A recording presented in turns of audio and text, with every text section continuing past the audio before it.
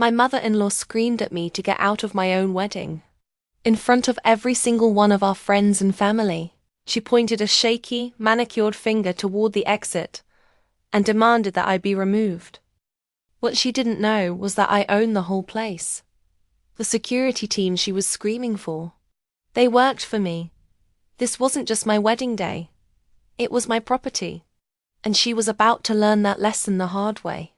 It feels like a lifetime ago that I met Liam. It wasn't some movie-style meet-cute. It was beautifully, refreshingly normal. We were in the produce aisle, both reaching for the last carton of organic strawberries. Our hands brushed, we both said sorry about a dozen times, and we ended up splitting the carton. He walked me to my car, and the conversation flowed so easily it felt like we'd known each other for years. He was a civil engineer, grounded, brilliant, with a laugh that lit up his whole face. I told him I was a project manager for a small development firm. It was a respectable job. It was also mostly a cover. You see, 2 years before I met Liam, I'd received a huge inheritance from my grandmother. She was a force of nature, a savvy investor who always told me, "Sarah, don't just work for your money. Make your money work for you." I took her advice to heart.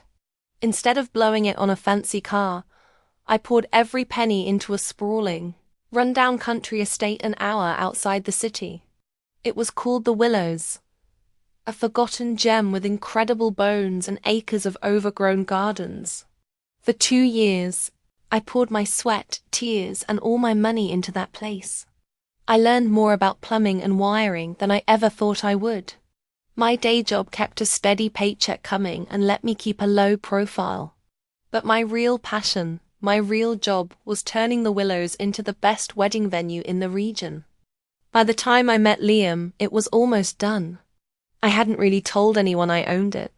I just called myself the general manager. I wanted the business to succeed on its own merits, not because of some story about an heiress. It also felt safer that way. It was my world, something I had built from the ground up, and I was fiercely protective of it. The first time I met Liam's mother, Carol, I could feel her sizing me up. She had a perfect helmet of blonde hair, eyes that smiled when her mouth didn't, and a handshake like a vice. She drilled me on my family, my education, my job. With every answer, I could feel her silent judgment.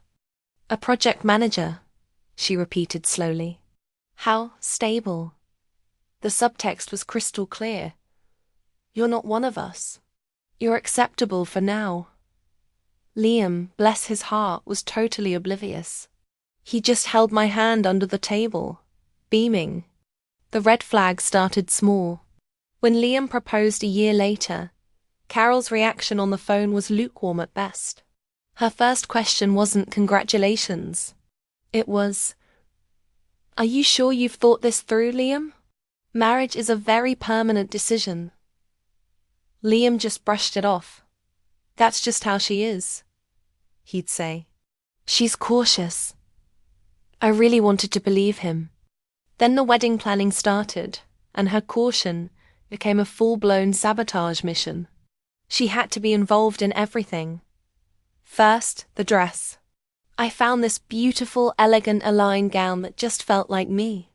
When I showed her a picture, she sniffed and said, "It's a little plain, isn't it? For my son's wedding, I imagined something with more presents." Then she sent me links to these giant, sparkly ball gowns that looked like they weighed more than I did. I politely ignored them. The next battle was catering, and this is when I saw a flash of real malice. I have a life-threatening shellfish allergy. Even a little cross-contamination can send me into anaphylactic shock. Liam knows, my friends know, I made it abundantly clear to Carol. So, at the tasting she insisted on coming to, she kept pushing for shrimp cocktail and lobster bisque. "But it's a classic," she'd argue. "People expect a certain level of sophistication." The caterer and I both explained the severe risk. She looked right at me, a weird, challenging glint in her eye. "Oh, Sarah, Are you sure you're not just being a little dramatic? A tiny bit couldn't hurt, could it? Liam finally put his foot down, his voice firm. Mom, no, absolutely not. End of discussion. She backed down, but the look she gave me was chilling. It wasn't about a menu. It felt like she was testing how much she could hurt me. Of course, we chose the Willows for the venue. To Liam's family, it was a huge gift from my boss. I told them that as the manager, I got a massive discount, and my company was covering the rest as a wedding present. It was a simple lie that kept my secret safe. For once, Carol was impressed. She couldn't find a single thing to fault. She couldn't criticize the place, so she tried to control it, treating my staff with a shocking level of entitlement. She'd try to order around my head florist and catering manager people I'd hired myself. They would politely redirect her to me, and I'd have to play the part of the deferential manager, saying things like, "That's a great idea, Carol. Let me just run that by the owners." The irony was a constant, bitter taste in my mouth. The final straw came a month before the wedding. My parents had flown in, and Liam's family was hosting a welcome barbecue. As we arrived, I saw Carol laughing with a woman who looked way too familiar. My stomach dropped. It was Tiffany, Liam's college ex-girlfriend, the one from the notoriously messy, painful breakup.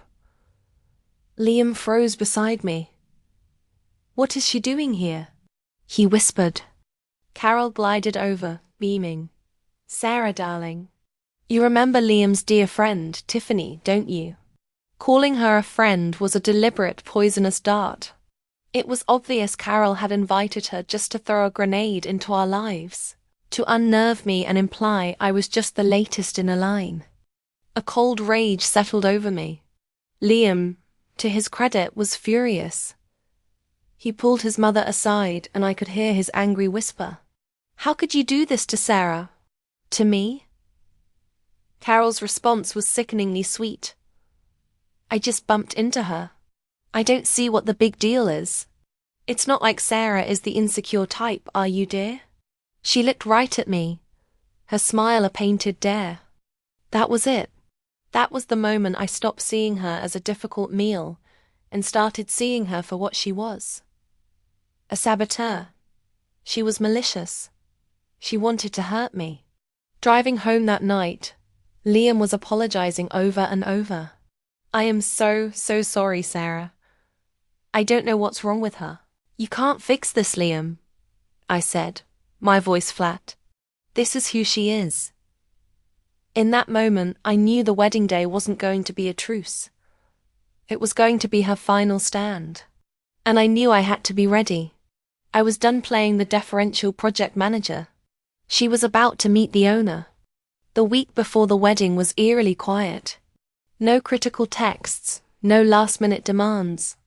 It was the calm before the storm, and it was terrifying. Liam was relieved. He thought his talk with her had worked. "See?" he said. "I think she finally gets it."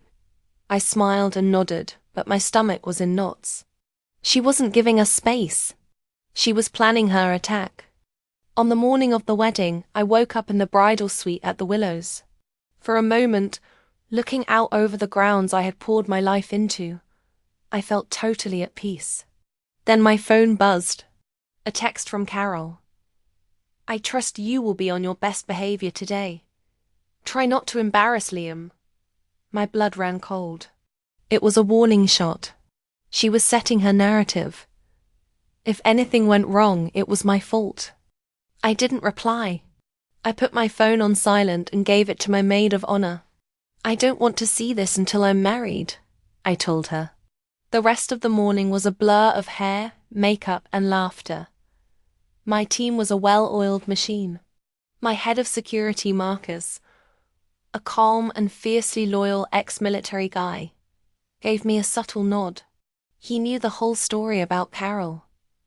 "Don't worry, boss," he'd told me the day before. "No one is ruining your day. I promise." As I put on my plain dress, I felt a surge of defiance.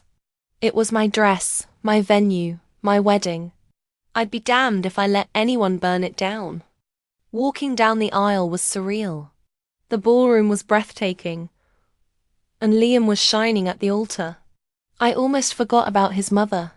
I saw her in the front row, wearing a cream-colored dress almost white, a final petty jab with a serene smile that didn't reach her eyes. It was the smile of a predator. The ceremony was perfect. We said our vows.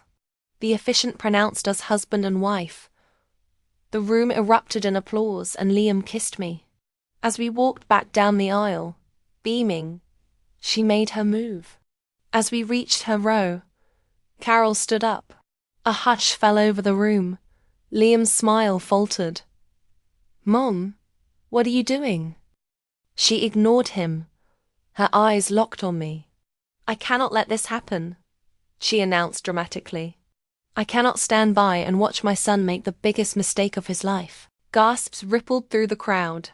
"Mum, sit down," Liam hissed, his face flushing with embarrassment. "You're making a scene." "I am making a stand," she shot back.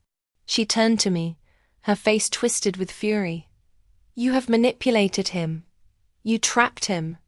You are not good enough for our family." She gestured wildly around the magnificent ballroom. "This venue, it's all smoke and mirrors. Well, the show is over." Then she dropped the bomb she'd been planning all along. "I am paying for half of this wedding," she declared, her voice booming. "And as the person funding this charade, I want you out. Get out of my son's wedding. Get out of this venue right now." She pointed that trembling finger at the doors. The silence was absolute. Everyone was just staring, horrified. She thought she had won. She had publicly humiliated me and asserted a power she simply did not have. Seeing my complete lack of a tearful reaction seemed to make her even angrier. "What's the matter?" she sneered. "Cat got your tongue?" "Security," she bellowed. "Someone call security and have this woman removed." And that was her final, fatal mistake. A faint smile touched my lips. I let the silence hang for a beat longer, letting her sheer audacity sink in. Then, I took a small step forward. I didn't raise my voice. I didn't need to. I looked Carol right in the eye, my voice calm and even. "Carol," I began gently, "I think you're confused about a few things." "I am saving everything," she shrieked. I held up a hand, not to her, but to my husband. "It's okay, Liam," I said softly. I gave him a small nod that said, "Trust me." He fell silent. I turned back to Carol. "First," I said, my voice crisp and clear, "you haven't paid for half this wedding. You haven't contributed a single dollar. Liam and I funded this ourselves. So your claim of financial authority is a lie." A murmur went through the crowd. Her lie was exposed. "Second," I continued, "you talk about this venue like you have any say here." I glanced around the beautiful room. My room. It is a magnificent place. I fell in love with it the moment I saw it. Of course, it was a wreck back then. It took 2 years of my life and my money to restore it. My own inheritance, my own work. Confusion flickered across her face. "What are you talking about?" she stammered. And then, I delivered the final blow. I looked past her and made eye contact with Marcus, my head of security, who was already moving into position. "You see, Carol," I said, my voice dropping into a tone of absolute finality, "you can't kick me out, because I own it. This isn't just my wedding. It's my business. My name is on the deed. The Willows is mine." The silence that followed was stunned. Carol's jaw dropped. Her eyes darted around the room, searching for anyone to tell her this was a joke. Liam was just staring at me, a look of shock and incredible pride dawning on his face. "And the security you're so eager to meet," I said, as Marcus and another guard arrived at her side. "They work for me." "Marcus," I said, my voice all business, "this woman is trespassing. Please escort her off my property. You can't do this, Carol screeched, looking pleadingly at Liam. Are you going to let her do this to your own mother? Liam didn't hesitate. He stepped beside me and took my hand. He looked at his mother, his face cold with disappointment. You did this to yourself, Mom, he said, his voice hard as stone. You came into her house and tried to destroy her. We're done. The fight went out of her. She looked small and pathetic as my security team gently, but firmly led her out of the very doors she had tried to banish me through. The moment those doors closed, someone in the back started to clap. Then another. Within seconds, the entire room was on their feet cheering. I leaned against Liam, and he wrapped his arms around me. You own this place? He whispered into my hair, a laugh of pure disbelief in his voice.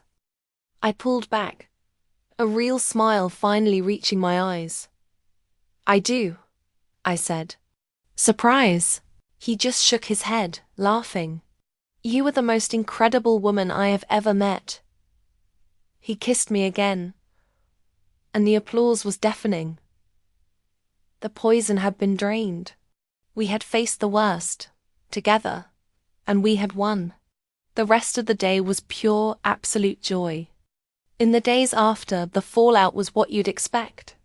A few of Liam's relatives called, demanding he apologize to Carol. He told them an apology was never happening and that their relationship with us depended on respecting his wife. We lost some family that day, but we learned who our true family was. Liam's father called a week later, deeply ashamed, and apologized for enabling her behavior for years. Carol tried everything: tearful voicemails, angry texts, manipulative letters. We blocked her number and returned the mail unopened. Going no contact was the only way to give our marriage a healthy start. It was an act of self-preservation. Liam and I are stronger than ever. The secret of me owning the Willows became a source of strength for us. He was so proud of what I'd built. And watching him stand up to his mother and choose me, choose us, was everything. He proved his vows weren't just words. Looking back, that horrible moment was a gift. It was a trial by fire that showed us what we were made of.